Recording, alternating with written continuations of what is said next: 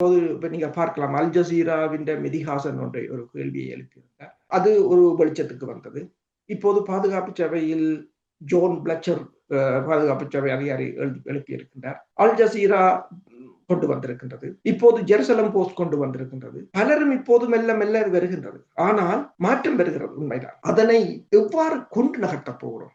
அதுக்கு ஒரு தலைமை பீடம் இருக்கிறதா, அல்லது தலைமை இருக்கின்றதா? அதை சரியாக வழிநடத்த ஏதாவது ஒரு தலைமை இருக்கிறதா? அதான் முக்கியமான கேள்வி. இப்ப உங்களுக்கு தெரியும், அண்மையில் ஓவல் ஆபீஸ்ல அமெரிக்காவின் வெள்ளை மாளிகையில சிறில் ரமபோசா, தென்னாப்பிரிக்காவின் தலைவர், அவருக்கும் ட்ரம்புக்கும் இடையில் ஒரு வாக்குவாதம் நீங்கள் பார்த்திருப்பீர்கள். செலன்ஸ்கிக்கும் ட்ரம்புக்கும் இடையில் நடந்தது போலதான். ஏன் அது நடந்தது? என்னென்று சொன்னால், அதாவது தென் ஆப்பிரிக்கா ICJ இஸ்ரேலுக்கு எதிராக இனப்படுகொலை என்ற வழக்கை கொண்டு வந்தது.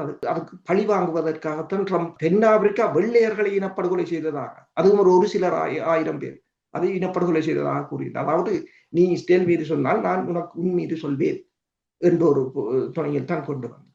நான் ஏன் இதை கூறுகிறேன் என்று சொன்னால், தென்னாப்பிரிக்கா தான் இஸ்ரேல் மீது கொண்டு வந்திருந்தது. எத்தனையோ நாடுகள் இருக்கின்றன உலகத்திலே. இப்ப நாங்கள் எத்தனை நாடுகளுடன் இப்ப இப்படியான ஒரு விடயத்தை இன்னும் மேல கொண்டு வர வேண்டும் என்று சொன்னால், மேற்குலகம் இதுக்குள் வராது. இப்போதைக்கு இந்தியா அதனை தடுக்கத்தான் முற்படும். அதற்கு அப்பால் நாங்கள் என்ன செய்திருக்கிறோம் என்றுதான் ஒரு முக்கியம். இப்ப நீங்க பார்க்கலாம், அங்க கயந்திரமான் அவர்கள் போய் தூதுவர்களை சந்திக்கிறார்கள்.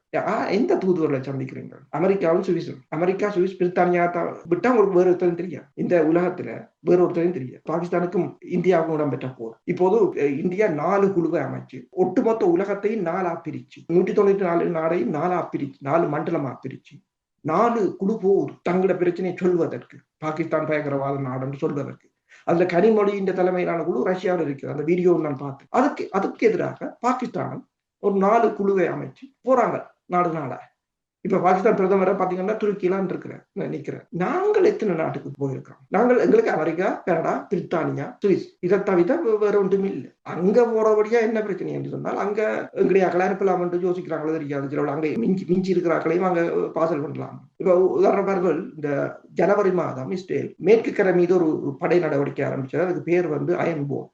அது எத்தனையோ ஆயிரம் மக்கள் அதுல அடைக்கப்பட்டிருக்கிறார்கள். எத்தனை ஆயிரம் மக்கள் அதுக்குள்ள அடைக்கப்பட்டிருக்கிறார்கள். அந்த அகதி முகாமில் தான் வாழ்கிறார்கள். அதற்கும் இரும்பு கேட்டை போட்டிருக்கிறார்கள்.